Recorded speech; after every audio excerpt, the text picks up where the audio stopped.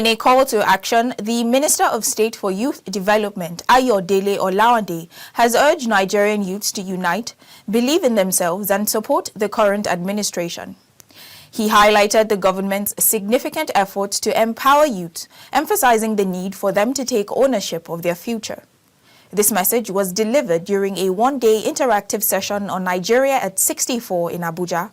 Here is the report. The need to inspire action and awareness among Nigerian youths, encouraging them to actively participate in shaping their future and the future of their country, has led to the Minister of State for Youth Development to advocate for expanding the Nigerian Youth Parliament to all states. He stressed the importance of President Bola Ahmed Tinubu's youth-focused programs, including the National Youth Investment Fund and a 30% quota for the youth representation in government.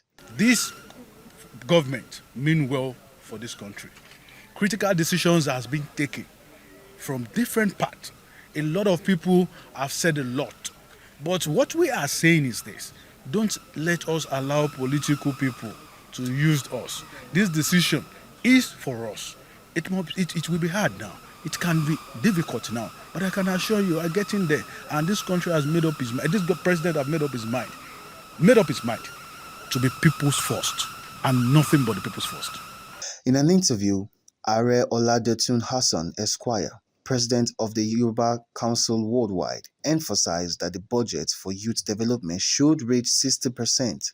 Let's begin to talk about PIA. Let's begin to talk about how education budget will be on 35% affirmation.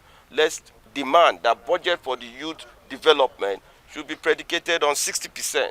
Because if we believe if Mr. President put 60% to develop the Nigerian youth of the total budget, there will be less budget to spend on security. Because once we are all developed, we'll export labor. And we believe we are capable as a country to be partner in progress with the federal government. Dotun Omoleye, convener of the National Youth Council of Nigeria, noted the importance of creating space for youth to understand governmental processes instead of merely blaming the government. The expectations from the youth, or what we are expecting from the young people, is infinite, because when you have this kind of platform, it improves your knowledge about governance, about leadership, and sometimes it helps you to understand how governance works. Sometimes most of our young people don't even understand what is the role of a councillor. They don't understand what is the role of a local government chairman. By the time they sit down at the corner of their room, they just continue to put all the blames on the president alone, not understanding that the president has his own constitutionally provided responsibility. The DG of Smedan urged Nigerian youth to unite and confront the challenges facing the government. 70% of Nigeria's population is under the age of 35. They're young people. So that's about roughly 180 million people are under the age of 35. And so we need these young people who are already excelling in music, in movies. These people who are excelling in building unicorns, we need them in government. We need them to come and bring that intelligence to government so that we can solve all the problems that we're confronted with as young people. Engineer Khalil Kalulu, CEO of Naseni, discussed the agency's mandate to intervene in all areas of science and engineering, emphasizing the need to harness youth energy. Currently in Naseni, 85% of our budget is counterpart funded, which means we are ready to play, with private sector players and engage in true businesses that bring value.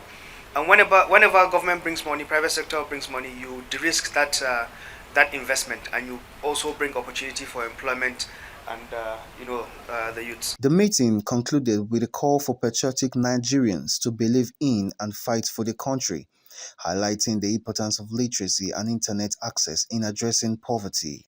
Reaching you from the nation's capital, Samuel Omaji, KAFTAN TV.